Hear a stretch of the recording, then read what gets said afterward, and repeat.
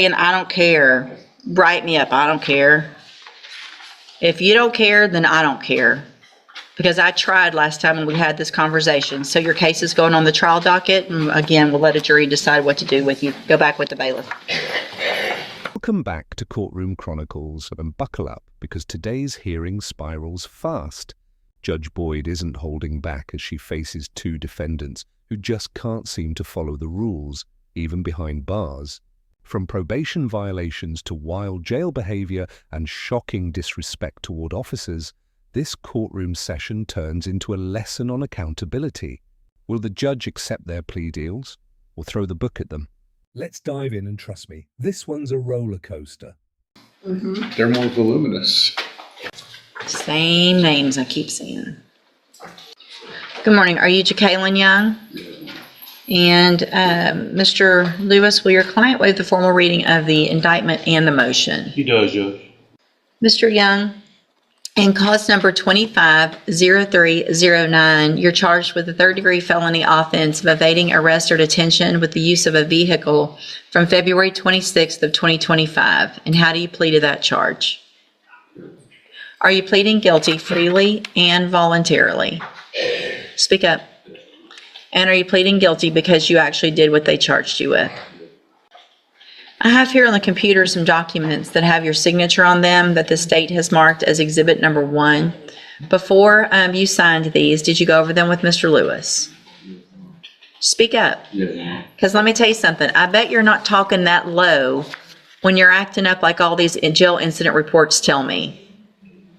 When you're calling names and you're acting a fool out at the jail. So use your big boy voice and answer my questions just like you do when you're acting nonsense to those correctional officers out there. Because I bet you're not whispering to them, are you? Are you? Because how you act at the jail, how you act right now, all determines whether I even go along with this plea agreement. I don't have to. You're on a probation. I don't have to take plea agreements on any probations. If I find that you violated your probation, I can give you anything I want to in that range of punishment. And I can say, you know what, I'm not going to let you guys negotiate. That I don't have to do that legally. Right here, you can feel the tension rise. The judge makes it crystal clear. She doesn't have to accept any plea agreements, especially when someone's on probation. This isn't just courtroom talk. It's a legal reality. When a defendant violates probation, the judge can impose the full sentence originally suspended. No negotiation needed. But beyond the law, notice her tone. It's disciplinary, almost parental. She's not just punishing behavior. She's calling out attitude. So you better be careful with your faces and your words and your attitude, because I've read all of these and I already don't have a good feeling. Do you understand? So you need to give me a better feeling if you want me to go along with this plea agreement. Does that make sense? Okay. So, again, before you signed these, did you go over them with Mr. Lewis? Do you fully understand them? And do you understand, if I follow the agreement that you made with the district attorney, that you will be waiving or giving up any right to appeal? Do you also understand, if you're not a U.S. citizen, that a plea of guilty or no contest may result in your deportation, exclusion from admission to the country, or denial of naturalization under federal law? State tenders number 1 in that case? No objection, Judge. It's admitted. Is there any evidence that Mr. Young is not competent? No, Judge. All right, sir, I'm going to find that you entered a plea of guilty freely and voluntarily. Find that you're mentally competent and you understand the nature and the consequences of that plea. Find sufficient evidence to find you guilty, and at this time find you guilty of evading arrest or detention with the use of a vehicle. Sentence you in accordance with your agreement to a term of 5 years in the institutional division of the Texas Department of Corrections. You will receive credit on that sentence for any time that you've been in custody that the law gives you the right to receive. Now, in cause number 2137857, Your Honor, it's a second amended. Just in the interest of economy, I would suggest we go forward on counts 1, 2, and 13. 13 being the offense he's already pled to. so you're on probation. We've got a probation for an evading arrest or detention with the use of a vehicle. And we've got 2 more evading arrest or detention? The second evading is a misdemeanor enhanced to a state jail. And Oh, it was- count 20 right. reads motor vehicle. That's incorrect, Judge. It's evading on foot Okay. with priors. Okay, gotcha.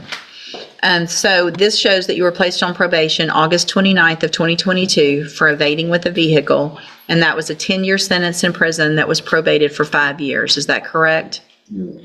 And the state's elected to proceed on counts 1, 2, and 13. Count 1 alleges that you failed to report as directed to the probation department on October 2nd of 2024. And is that true or not true? True. Count 2 alleges that you failed to work faithfully at suitable employment and provide verification of that. And is that true or not true? True. And then count 13 alleges that you were arrested for the offense of evading arrest or detention with the use of a vehicle February 26th of 2025. And is that true or not true? True.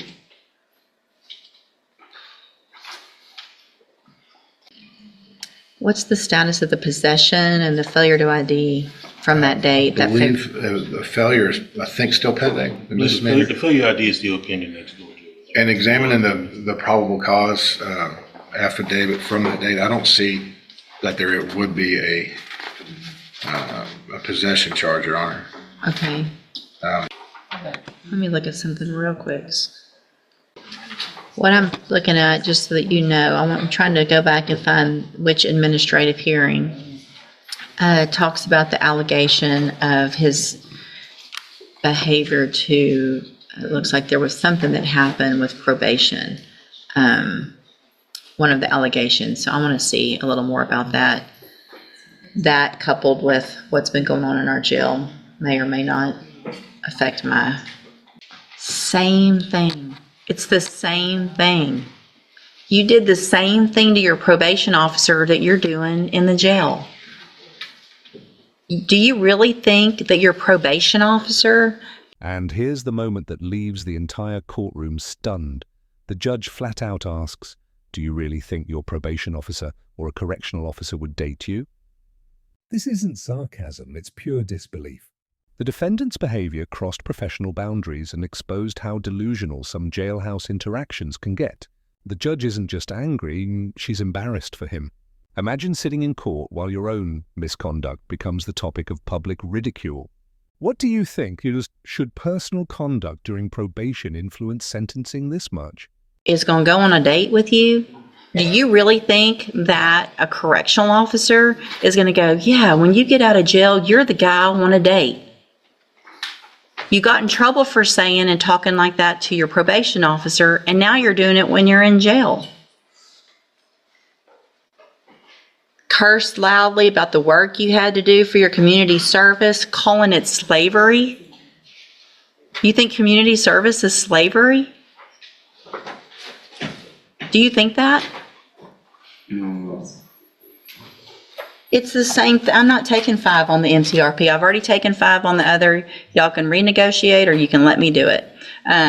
So I'll hold everything right now. Y'all go visit some more. But that's the same behavior. We're not gonna reward that. All right, y'all go visit. I'll hold it instead of resetting it. I'll keep this paperwork, but I can make a modification if you come up with something different. But I'm not going to do that.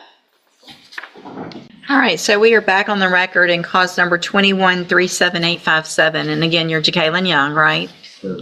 And in that case, which is the motion to revoke probation, Mr. Young had entered pleas of true to counts 1, 2, and 13.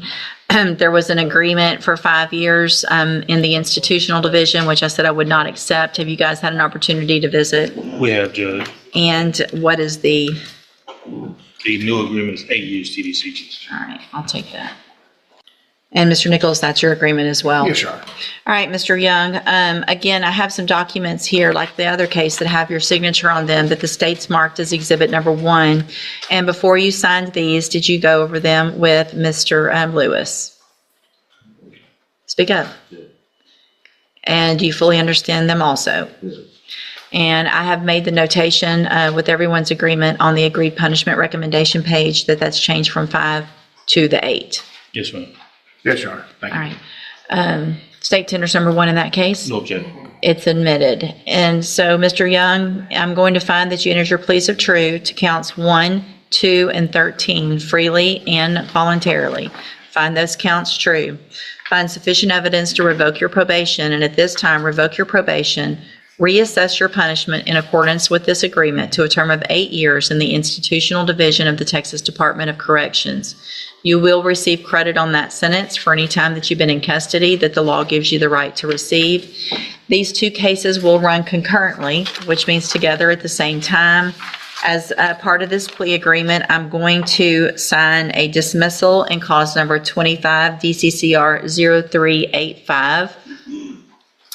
I'm handing you in each of those cases the trial court certifications that shows that these were agreements that I followed, and so you've waived your right to appeal.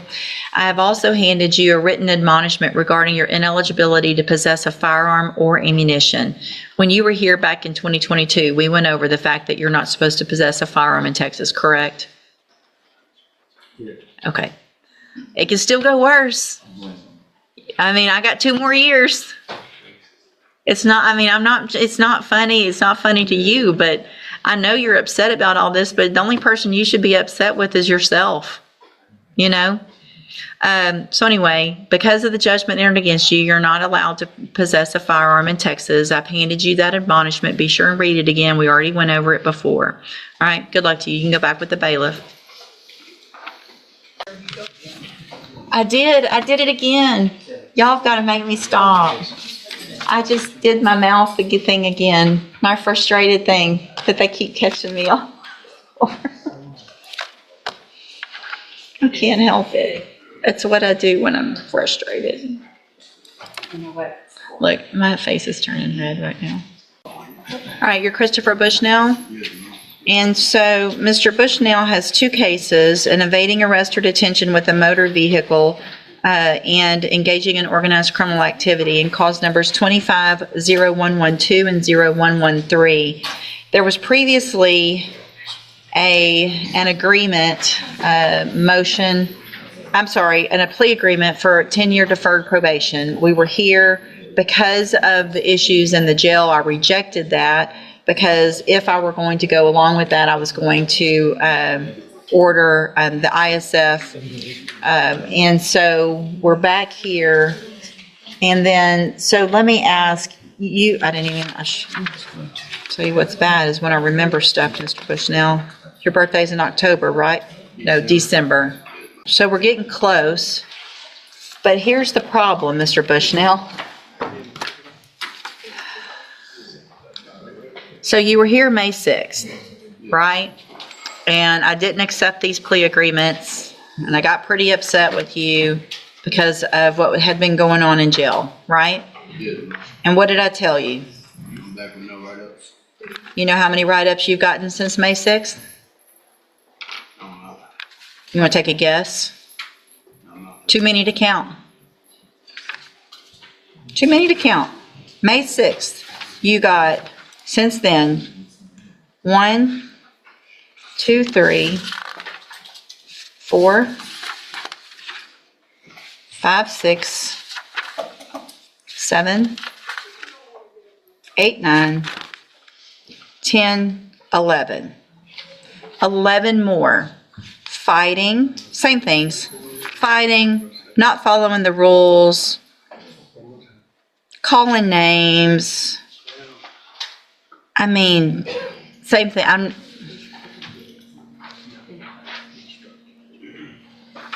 You don't like following rules, do you? I do. You do?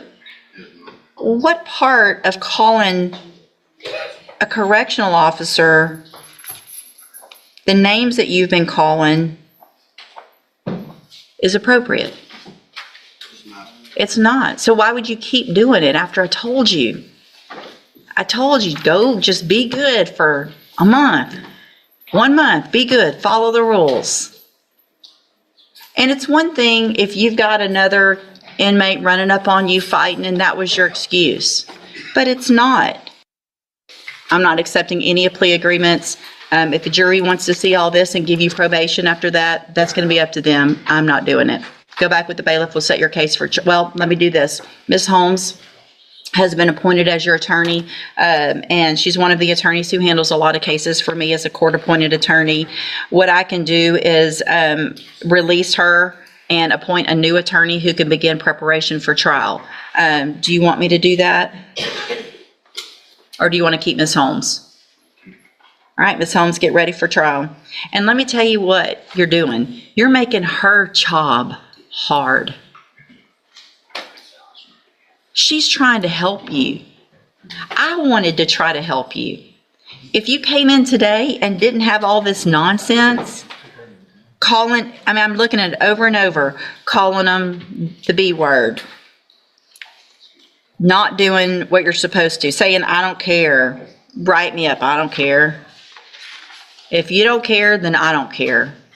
Because I tried last time when we had this conversation. So your case is going on the trial docket, and again, we'll let a jury decide what to do with you. Go back with the bailiff.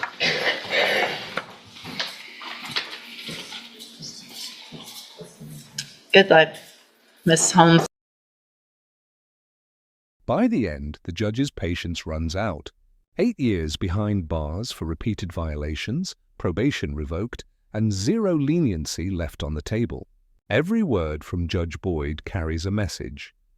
Second chances mean nothing if you don't change your behavior. From failed pleas to back-to-back contempt issues, both defendants proved that courtroom respect isn't optional. It's survival. What's your take? Did the judge go too far, or was she absolutely right to draw the line?